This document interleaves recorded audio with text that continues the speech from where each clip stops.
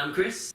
So today we're going to talk about empowerment. People come in to see us for a number of different reasons, and they require our services, our advice, which is great, and that is what we offer. However, over the time that we work with people, our main aim is to educate people so that they can take control themselves and that they can move themselves forward.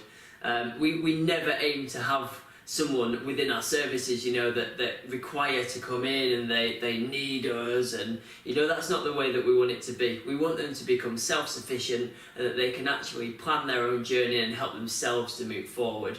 This is both the same in a training environment, but also in a therapy environment as well. Yeah, I mean, initially people come for guidance.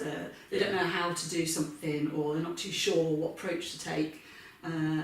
And part of what we do is kind of educate people what that process could look like, and fine-tune it and tweak it as we go along that journey with them, to make sure that it does work for them, because if it doesn't work for them, they're definitely not going to adhere to it. So it's about kind of an open discussion both ways. This is what needs to be done. Are you able to do it? Yes, great. No, okay. How can we change that so that it does work for you, that you can stick to it? But ultimately, that learning journey, so empowering everyone with that information to go ahead and take it forward themselves, to be able to think for themselves, to own what they do. If they're not invested in why or how, then the likelihood of being able to continue is going to be small, really. That's a massive thing what you just mentioned in terms of even the why behind what you're doing is huge in terms of your own sort of motivation.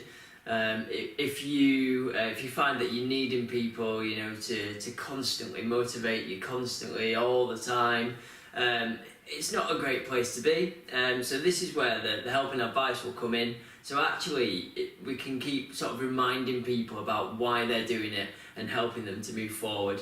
Sometimes that's not always an easy process, on both parts as well. Yeah.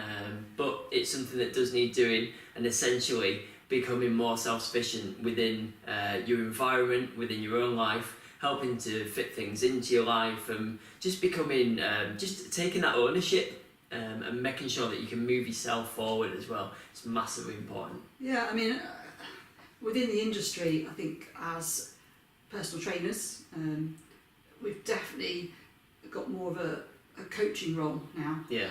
And that is because people have such busy lifestyles, demands on them all the time, and we're not just about prescribing exercise anymore, because we need to work with the people that are in front of us in how best to do that going forward, and it's taking everything into account within their whole lifestyle, work, family, social commitments, and how to build in this healthier lifestyle that they can manage and enjoy and take forward. Yeah, exactly. It's that whole, what does it look like for them? Instead of it being like, right, okay, here's my ideals, I need you to do this, this and this, off you go. It's like, okay, well, what does healthy mean to you?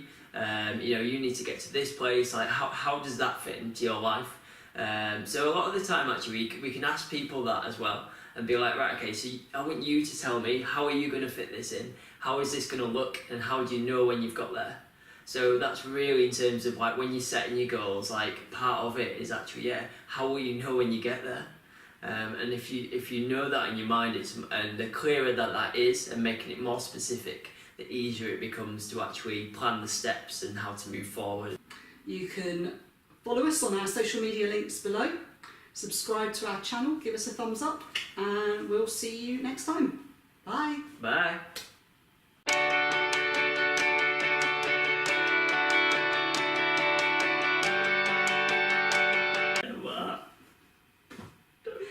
I do all the talking. And I sit here while she talks. Yeah. I start going.